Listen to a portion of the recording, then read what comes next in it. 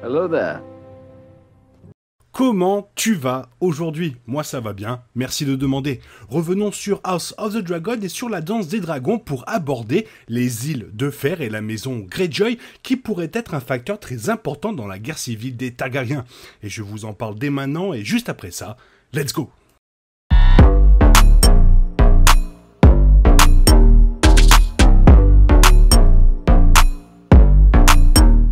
La première saison de House of the Dragon a préparé le terrain. La guerre a presque débuté dans le premier final du spin-off et les lignes de bataille entre les grandes maisons de Westeros sont en train d'être tracées. La reine Rhaenyra Targaryen envoie des appels à l'aide depuis le siège de Père Dragon, tandis que son demi-frère, Aegon II Targaryen, fait sûrement de même pour renforcer ses propres forces pour la guerre à venir qui finira par devenir la danse des dragons. Après avoir perdu son fils Lucerys dans le but d'obtenir l'aide de Lord Boros Baratheon, l'espoir de Rhaenyra que son fils Jacaerys puisse obtenir le soutien des maisons Arryn et Stark est encore plus crucial si elle veut un succès pour sa faction noire. Aegon II, lui, tentera probablement de rallier les soldats du Bif et des terres de l'Ouest à ses côtés. Cela est particulièrement vrai pour le Bif qui compte la maison Hightower comme l'une de leurs maisons les plus puissantes. Et Aegon possède du sang Hightower par le biais de sa mère, la reine Alicent, et de son grand-père, Otto Hightower. La maison Lannister, toujours à la recherche d'un moyen d'améliorer son prestige, pourrait probablement s'aligner derrière le jeune roi avec les vassaux des terres de l'Ouest. Alors que Dorne est encore à quelques décennies de plier le genou devant la dynastie Targaryen, les îles de fer, souvent oubliées, et la maison Greyjoy pourraient s'avérer être un joker massif dans la deuxième saison de HBO. Alors, oui, le genre ferné était au bord du précipice dans Game of Thrones à un moment donné, et au moment où les saccageurs des îles de fer sont revenus au premier plan, l'adaptation quasi caricaturale d'Euron Greyjoy était plus émouvante que passionnante. Mis à part les critiques des dernières saisons de Game of Thrones, les Fernés sont loin d'être une blague, et ils devraient figurer en bonne place dans la prochaine Danse des Dragons. Bien sûr, les fans ne pensaient probablement pas que les Fernés représentaient quelque chose pendant la guerre des 5 rois de Game of Thrones, après l'occupation de Winterfell par le prince Theon Greyjoy. Cependant, si House of the Dragon continue de s'en tenir à Fire and Blood de George R.R. Martin comme outil à adapter, les marins et les pillards des îles de fer devraient avoir beaucoup plus d'impact au cours de la Danse des Dragons. Pendant le règne du roi Viserys I Targaryen, la maison Greyjoy est restée les seigneurs suprêmes des îles de fer, mais il y a une énorme différence entre le vieillissant Balon Greyjoy de Game of Thrones et le chef de la maison Greyjoy pendant le règne de Viserys et pendant la Danse des Dragons, et bien sûr je parle de Dalton Greyjoy, également connu sous le nom de Red Kraken. Considéré comme l'un des plus grands héros des Fernés, Dalton est un guerrier et un chef impitoyable et hautement imprévisible. Pour le dire clairement, tous les fans du prince Daemon Targaryen de Matt Smith devraient voir plus que quelques similitudes avec Dalton Greyjoy, du moins en ce qui concerne le champ de bataille, mais probablement au-delà également. À l'âge de 5 ans, Dalton ramait déjà dans les dracars avec des groupes de raids naviguant jusqu'aux îles Basilisques. Il a payé le prix du fer et a obtenu une épée en acier valérien qu'il a nommée Nightfall, qui a été employée bataille après bataille pendant la jeune carrière de Dalton en tant que saccageur. À l'âge de 15 ans, Dalton combattait des pirates et des corsaires dans les degrés de pierre, et ce conflit lui a valu son surnom lorsque un de ses oncles fut tué au combat.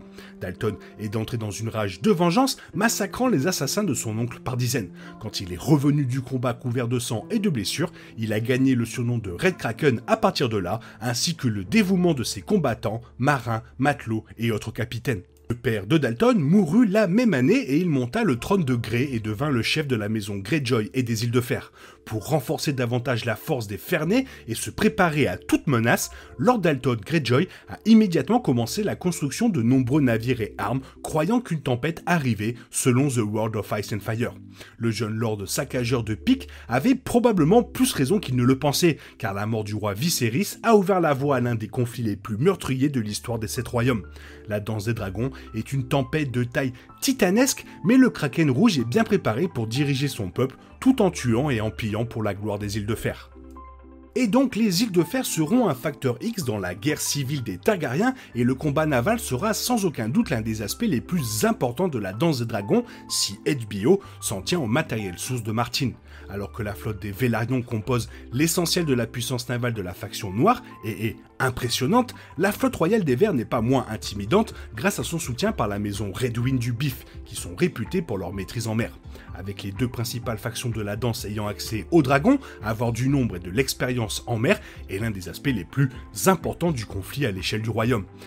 Les seigneurs de Westeros étant largement distraits sur le continent, une opportunité se présente pour les îles de fer de frapper les côtes et de semer le chaos pour l'éminence Dieu noyé.